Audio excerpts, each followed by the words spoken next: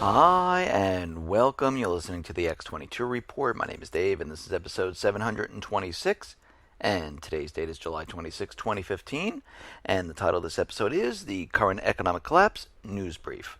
Now, before we get started, I just want to make an announcement. Tomorrow, Monday, I'll be uploading a new interview with David Morgan. We had him once before. He's coming back on, and I will email those people who are on the X22Report.com email alert system. If you signed up with YouTube, you should get an email with YouTube, or you can go right to the X22 Report Spotlight channel, or you can come to the X22Report.com site, and you will see the interview on the right-hand side. Let's get right into the economic collapse news. Now, we understand that most of the people in Greece were very nervous. They took their money out of the banks. They continually did this, and of course the bankers were like, everything is fine now, return your money, don't worry. And most of the people said, no, you know what, we're going to keep our money out of the banking system. And at this point, Europe and the ECB, they're aware how insolvent the Greek banks are. And they realized that a new recap would need as little as 25 billion euros and as much as 50 billion euros. So what are they looking to do at this point? Well, they are looking to do bail-ins. Now, is this set in stone right now? Is this exactly what they're going to do? No, they are looking at this. Germany is already demanding a bail-in of large depositors, those holding over the insured threshold of 100,000 euros. This is a repeat of what happened in Cyprus. And we knew that this eventually was going to happen. And we're starting to see signs of this because you have to remember, Greece is completely bankrupt. Most of the people took their money out of the banks, and they need to restart the system. And where are they going to find this money? It's nowhere to be found.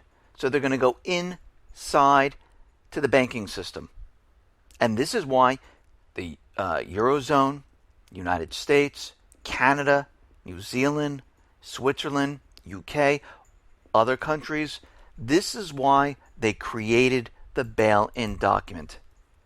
In situations like this, because they know the government is not going to bail them out. We see the BRIC banks, the AIIB, they have pledged partnerships. And like I mentioned before, all loans will be issued in the yuan, not the dollar. They will bypass the dollar. And we can see that at this point, the dollar is continually losing steam. They keep telling us the dollar is up, everything is fine. But here in the United States, the dollar is continually losing its purchasing power. Every time you go to the store, every time you purchase something, those dollars purchase less and less. And this is what we're seeing. Since 1971, I mean, the dollar has lost what? 85 to 90% of its value? But guess what? If you look back in time, since 1971, gold hasn't lost its value. It's actually maintained its value. Yes, it's come down a little bit, but if you compare it to the dollar, gold, silver has sustained its purchasing power. And of course, people are going to come, oh, you can't purchase anything for gold and silver. Yeah, if you kept it, you can trade it in for those paper dollars that are absolutely worth nothing, and then you can go purchase. So if you had a piece of silver, if you had a piece of gold, and you kept it throughout time, the value of it with this dollar system, if you're comparing it to that, has kept its value, where the dollar has not. We see right now that the Bank of International Settlement, they have acknowledged in their annual report that the policy of cheap money has completely failed.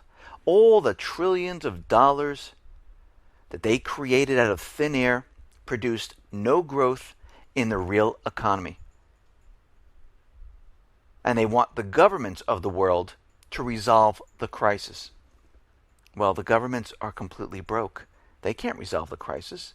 This system that they created, this central banking system, where they create money out of thin air and they loan it out with interest on top of it, as we've seen in Cyprus, Greece, France, United States, and many other countries, it just cannot be sustained. You cannot keep this system going, especially when you don't have revenue coming in.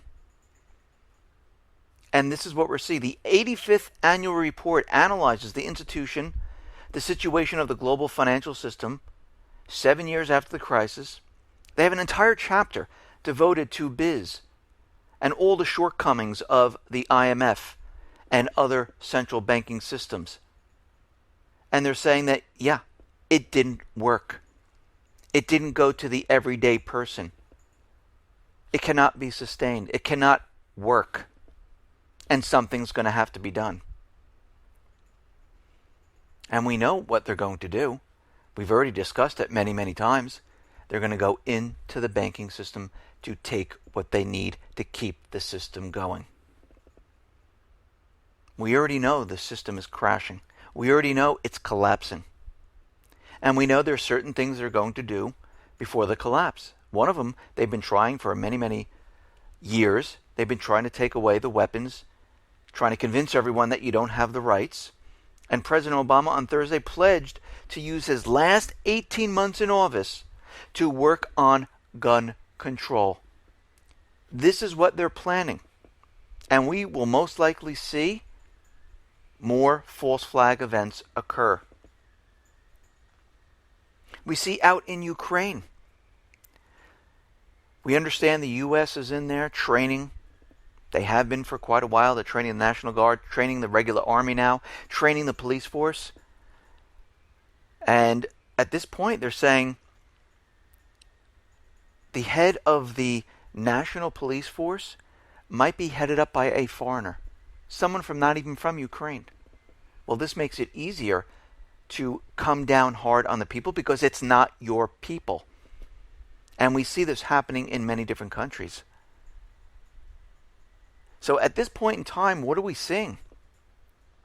We're seeing inside Ukraine, they're locking everything down, bringing in foreigners, selling off pieces of the country. Well, they're selling off pieces of the country in Greece too. Why? Because both of these countries are defaulting. They're collapsing. They're bankrupt. They have nothing. And the central bankers come in and they buy up whatever they want for pennies on the dollar. We understand out in Syria, the situation is escalating right now. And Turkey definitely wants a complete no-fly zone in the area because it benefits them. It's crucial for Turkey, the United States, and the coalition forces to have this no-fly zone over the safe zone because this will help them get Assad. Think about it. Why do they need a no-fly zone with the Islamic State? They don't have planes. What's the purpose of it? They don't need it. But this isn't their plan. Their goal has always been and always will be the same, to remove Assad one way or another. Yes, can they do it politically? Like Iran? They might try that. But they've been trying for years to completely remove him. They don't want him to be part of this government because he has a close relationship with Russia. And this is going to be a problem. And we can see at this time all this talk about, Turkey going after the Kurds and doing all this. This whole thing is a smokescreen. Their main objective is to go after Assad. They've wanted this for a long time. The U.S. has wanted this for a long time. The coalition forces have wanted this for a long time. So what are they doing? They're keeping the propaganda continually flowing. And they're talking about the chlorine gas, how it's taking its toll in Syria. And they're coming back to the barrel bombs, how they're filled up with chlorine, and they're exploding it over the people. But if you really look at this, there is absolutely no evidence whatsoever of Assad dropping barrel bombs on the people. I mean, they have some fuzzy pictures out on the net. You don't know where these are taken. You don't know who's dropping a rusty barrel. And first of all, why would they even use a rusty barrel? It makes no sense. And this is part of their disinformation. Because they said so, everyone must believe it's true. And we're getting reports that, yeah, none of this is true. Just like they told us that Assad was using sarin gas, and we found out the Free Syrian Army had sarin gas in caves. MIT did a calculation, and the only place it could come from was the Free Syrian Army, and this was back in 2013. But Assad got rid of all his gas, so all they have left is to say, yeah, it's chlorine gas. And then we find out, no. The Human Rights Organization found out, no, it was the Islamic State that's using chlorine gas. But really, they kind of keep that on the down low. They like to continually say, it's Assad. He's using it on his own people. And of course, it makes no sense whatsoever. And we see at this point in time, Assad is giving amnesty to army deserters. He's trying to build up his forces. This battle has been going on for a long time. It looks like his forces are getting tired. He's looking for more forces. And the U.S., coalition forces, they realize this. And it seems like they're ready to make their move. Especially with the United States now using bases in Turkey, setting up a partial no-fly zone, using the cover story about Kurds and everything else. But their goal has always been the same, to remove Assad one way or another. I mean, they tried politically once before with the Geneva II talks. But the only thing that was on the table was Assad must step down. And now we see the opposition forces saying, well, we said there would be a role for Assad in a transitional government. Now we're saying, no, he must go completely. So right now we see their minds are made up. We see what they're going for. We see what we're doing here. And they're getting ready to go after him. This is what it's all about. Nothing has ever changed. Go back to 2013 when they said, no, we'll leave Assad alone. They're never leaving him alone. They need him removed. They want the pipeline going into Syria, throughout Syria, to pump that oil. They want a central bank in there. They want to put the natural resources on the dollar. This is what it's all about. They're doing the same thing in Iran right now. But they're doing it through different tactics. If it doesn't work out, believe me, they're going in there. They will remove that government. They don't care. They've done it to Yemen. They've done it to Libya. They've done it to Lebanon, Iraq, Ukraine, and many other nations. They'll continue to do this because they know this system is falling apart. They know it's collapsing, and the only way to prop up the petrodollar is to go into these countries and force them to put the petrodollar on their natural resources. Because without it, nobody needs to hold the dollar in reserves. Nobody needs to use it. They would get rid of it. It would all flow back to the United States. They would use gold, silver, yuan, ruble, whatever else is out there. They would use it. And guess what?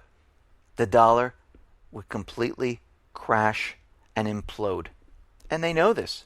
This is why they've been doing this all along. And we see Obama is in Africa making the tour, talking about counterterrorism, how the U.S. is going to help, how we're going to send aid down there. So you can see already they are getting ready for something else to occur.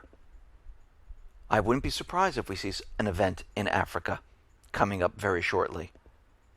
An event someplace to pass that authorization for war, to go after these terrorist organizations, Islamic State, Al-Qaeda, Al-Shabaab, Boko Haram, or any other terrorist organization. This allows, well, under U.S. rules, allows them to go into any country to get the terrorist organization. And wherever China and Russia are, wherever they're making their deals, this is where they want to go. Listen, everyone, thanks a lot for listening. Be well, be safe, and especially be prepared. Thanks a lot.